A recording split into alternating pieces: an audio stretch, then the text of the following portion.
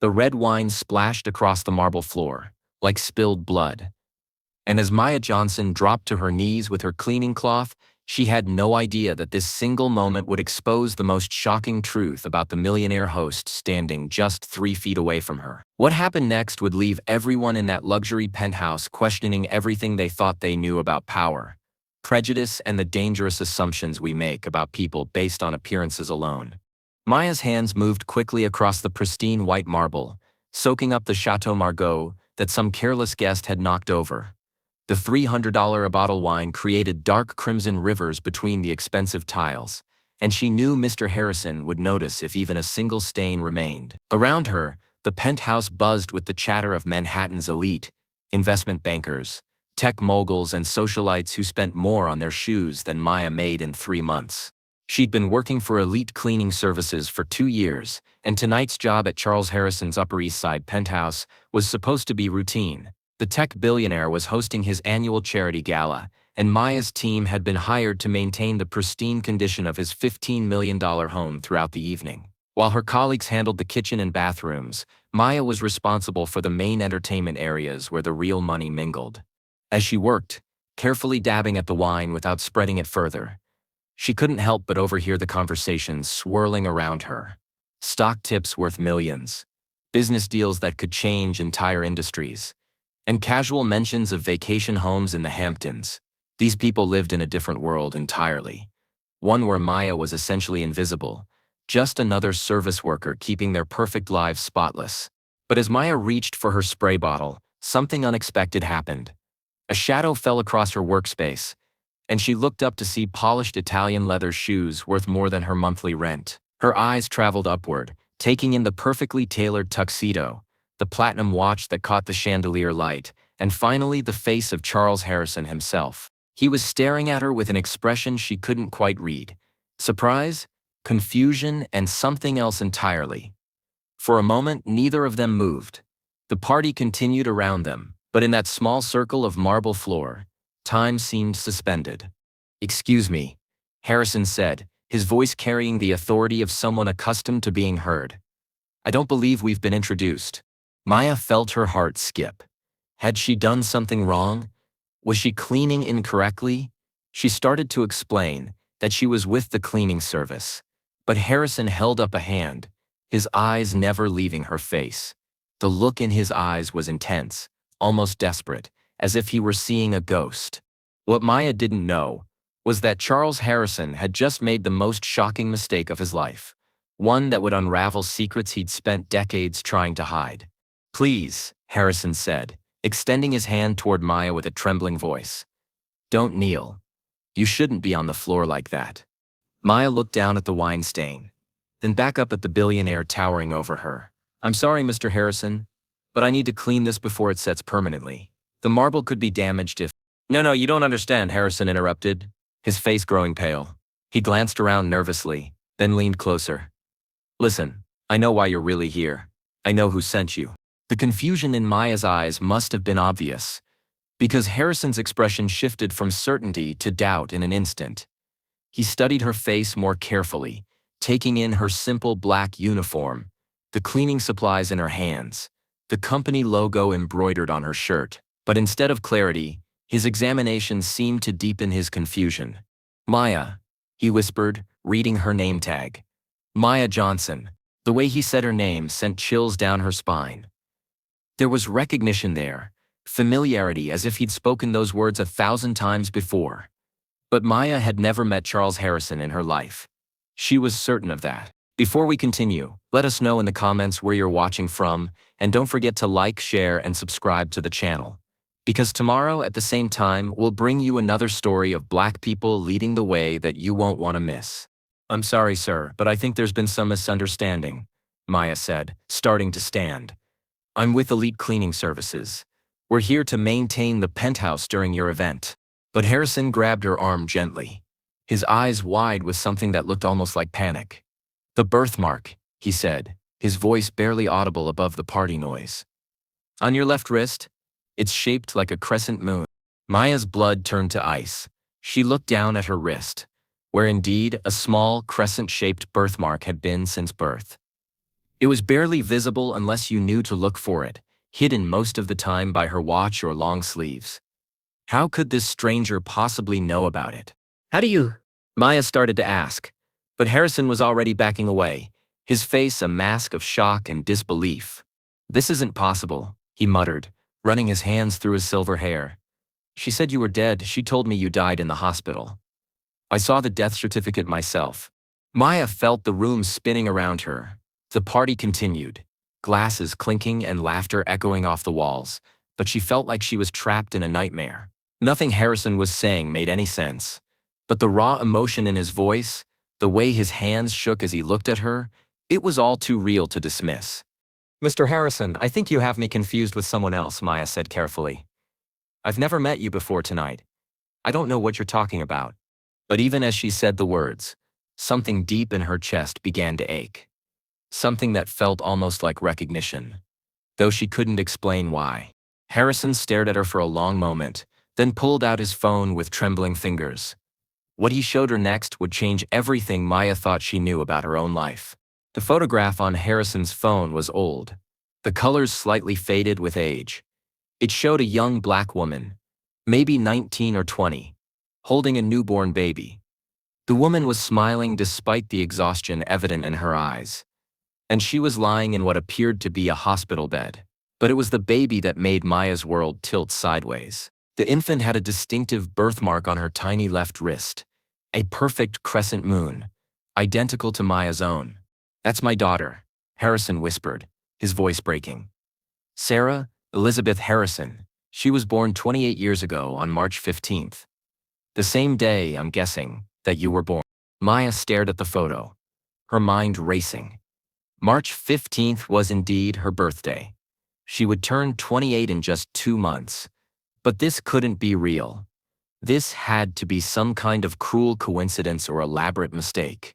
The woman in the photo, Harrison continued, zooming in on the mother's face, is Rebecca Johnson. She worked as a housekeeper for my family. We had a relationship that my parents discovered. They were horrified that their son was involved with the help, especially someone who was black. Maya's legs felt weak.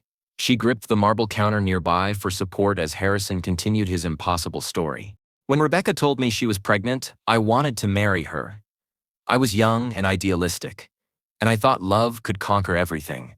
But my parents threatened to disown me, cut me off completely. I was 22, still dependent on them for everything. I made the worst decision of my life. I listened to them instead of following my heart. The wine stain on the floor had been completely forgotten. Around them, the party continued, but Maya felt like she was in a bubble, isolated from the rest of the world by the magnitude of what Harrison was revealing. My parents arranged for Rebecca to have the baby in a private hospital. They paid her a substantial sum to give up all rights and disappear. They told me that the baby that you died during childbirth. They even showed me a fake death certificate. I grieved for years, thinking I'd lost both of you. Maya's hands were shaking now. This is insane, she whispered. You're telling me that you think I'm your daughter? That's impossible. I know who my parents are. I grew up with my mother, Rebecca Johnson, in Brooklyn. She raised me alone, worked multiple jobs to support us. She never mentioned anything about. The words died in her throat as the pieces began clicking together in her mind. Her mother's reluctance to talk about Maya's father, the way she always changed the subject when Maya asked questions, the expensive baby clothes that seemed too nice for their modest circumstances, clothes her mother claimed were gifts from a former employer. She kept you, Harrison said, tears streaming down his face. Rebecca kept you and raised you herself. My God, you're alive. You're actually alive. But Maya's shock was rapidly transforming into anger. If this was true, if this wasn't some elaborate lie or mistake, then it meant her entire life had been built on deception. It meant that while she and her mother struggled to pay rent and buy groceries, her biological father had been living in luxury just a few miles away. You want to know what's really sick about this? Maya said, her voice rising despite her efforts to stay calm. I've been cleaning your house for 6 months. 6 months I've been working for you, and you never once recognized me. Harrison's face crumpled. I thought you were dead. I mourned you, I've spent 28 years thinking I failed you before you even had a chance to live." But Maya was no longer listening to his explanations. A new, terrible thought had occurred to her, one that made her stomach turn with rage and disbelief. If Charles Harrison was really her father, then what was he planning to do about it now? "You want to know the truth?" Maya said, her voice cutting through Harrison's emotional pleas. "The real truth about what kind of man you are." Harrison stepped back, startled by the sudden steel in her voice.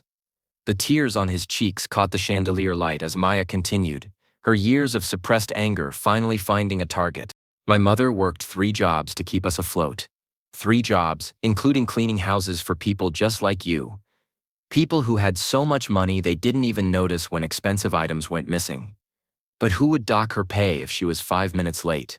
Do you know what it's like to eat cereal for dinner because your mother is too proud to apply for food stamps? Maya, please, if I had known." "If you had known? What?" Maya's voice was deadly quiet now, more dangerous than when she'd been shouting. "You would have done the right thing? You would have fought for us? Because from where I'm standing, it looks like you made your choice 28 years ago. And it wasn't us." Harrison opened his mouth to protest, but Maya wasn't finished. She pulled out her own phone, scrolling through news articles with a bitter smile. "You want to know what's really twisted about tonight? This charity gala you're hosting, it's for underprivileged children in New York City. The invitation says, you've donated $50 million to help kids who grew up exactly like I did. Kids whose fathers abandoned them. Kids whose mothers work multiple jobs just to survive." The color drained from Harrison's face as the full irony of the situation hit him. He looked around at his guests, at the lavish penthouse, at the champagne fountain that probably cost more than most people made in a year. "I've spent my entire adult life trying to make amends," he whispered. "The charity work, the foundations, the scholarships. I thought I was honoring your memory. I thought I was doing good in your name." "You were easing your conscience," Maya shot back. "You were buying absolution for abandoning your own child. And the sickest part? You never even tried to find us. If my mother was lying about me being dead, if your parents fabricated that death certificate, did you ever think to investigate? Did you ever hire a private detective? Did you ever drive through Brooklyn looking for a woman named Rebecca Johnson?" Harrison's silence was answer enough. "No," Maya continued, "because it was easier to believe we were gone. It was easier to play the tragic hero who lost his great love than to be the man who fought for his family." But as Maya spoke, she noticed something that made her pause. Harrison wasn't just crying. He was shaking and his breathing had become labored. His face was flushed and he kept putting his hand to his chest. "Are you okay?" Maya asked, her anger momentarily replaced by concern. "I need to sit down," Harrison gasped, leaning heavily against the wall. "My heart. I have a condition." As Maya watched the man who might be her father struggle to breathe, she faced an impossible choice. She could walk away right now, leave him to deal with his medical emergency alone, and never look back. After all, he had abandoned her before she was even born. Or she could help him, despite everything, despite the rage burning in her chest. What she decided to do next would reveal just how different she was from the man who had given her life but never gave her a chance. Maya didn't hesitate. Despite the fury still coursing through her veins, despite the 28 years of questions and struggles, she couldn't watch another human being suffer when she had the power to help. She grabbed Harrison's arm and guided him to a nearby chair, her cleaning training kicking in as she assessed the situation with clinical efficiency. "Someone call 911," she shouted to the party guests, but her voice was lost in the noise of conversation and clinking glasses. The wealthy socialites were too absorbed in their own world to notice the medical emergency unfolding just feet away. "My medication," Harrison wheezed, pointing toward a door that led to what Maya assumed was his private office. In the desk drawer, Maya sprinted across the penthouse, pushing past confused guests who barely glanced at the uniformed woman rushing through their midst. She found Harrison's office, a masculine space filled with awards, business magazines, and photographs of Harrison with various celebrities and politicians. But she also noticed something else, a small framed photo on his desk of a young black woman holding a baby. The same photo he'd shown her on his phone. For 28 years, he'd kept that picture on his desk. Every single day, He'd been reminded of what he'd lost, or what he thought he'd lost. Maya found the heart medication and rushed back to Harrison, who was now slumped in the chair with several concerned guests gathered around him.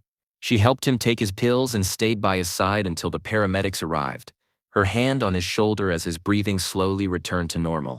"Why?" Harrison asked weakly, as the paramedics checked his vital signs. "After everything I've done, after the way I failed you, why did you help me?" Maya looked at this man, her father, and saw something she hadn't noticed before.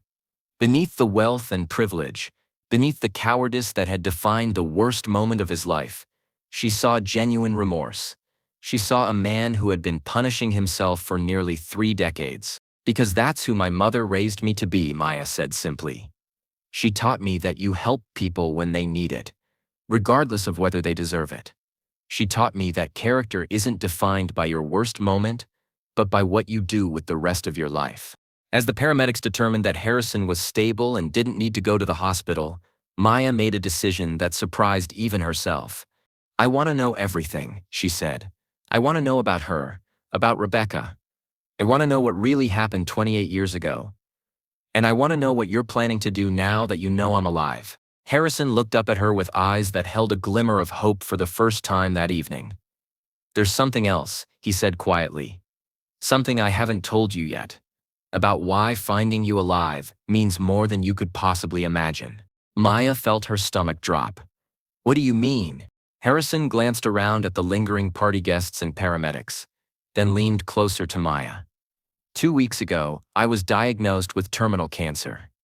The doctors gave me 6 months to live. I've been planning to leave everything, my entire fortune, to children's charities, because I thought I had no living heir." The implications hit Maya like a physical blow. This wasn't just about finding a long-lost father.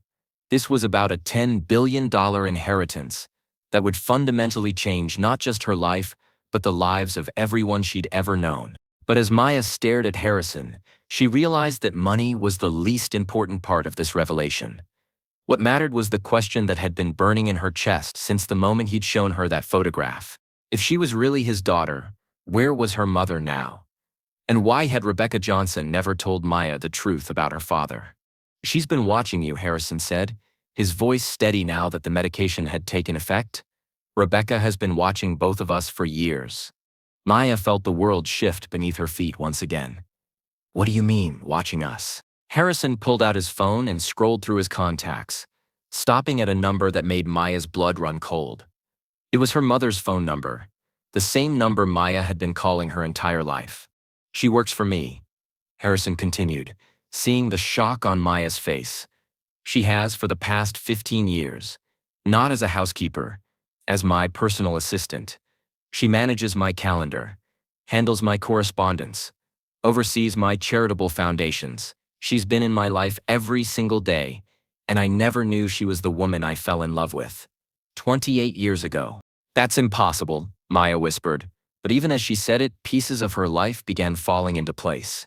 Her mother's mysterious office job that she never wanted to discuss, the expensive gifts that appeared around Christmas and birthdays, supposedly from generous employers, the way Rebecca always seemed to know when Maya was struggling financially, appearing with exactly the help Maya needed at precisely the right moment.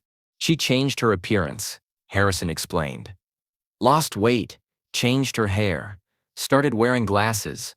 She told me her name was Beth Roberts when she applied for the job. I was grieving the loss of both her and you, and I never looked close enough to recognize the woman I'd once loved." Maya's phone buzzed with a text message. With trembling hands, she looked down to see a message from her mother. "I'm in the lobby. We need to talk." "She's here," Maya said, showing Harrison the message. "She's in the building." Harrison nodded grimly. "I called her when the paramedics arrived. I told her what happened tonight, that you were here, that the truth was finally coming out." Maya stood up slowly, her legs still shaky from the emotional whiplash of the evening. "How long has she known that you were my father? How long has she been working for you? Knowing who you were?" "That's what we need to find out," Harrison said, struggling to his feet. "But Maya, before she comes up here, there's something else you need to know. Something that changes everything about why she might have kept this secret for so long." Maya's hands clenched into fists. She didn't know how much more revelation she could handle in one night. But she had to know the truth. What is it? Harrison walked to his office and returned with a thick manila folder. These are financial records going back 15 years. Every month, Rebecca Beth has been transferring money from my accounts to various recipients. Money that I authorized her to distribute as part of my charitable giving. He opened the folder and showed Maya a list of transactions. Her heart stopped when she saw her own name repeated dozens of times over the years. Payments for her community college tuition, money that had covered her mother's medical bills when she'd been sick, cash that had mysteriously appeared in their checking account whenever they were on the verge of eviction. "She's been taking care of you all along," Harrison said softly. "Using my money to support you, without either of us knowing the truth. But that means she's also been stealing from me for 15 years. By law, that's embezzlement. It's a federal crime."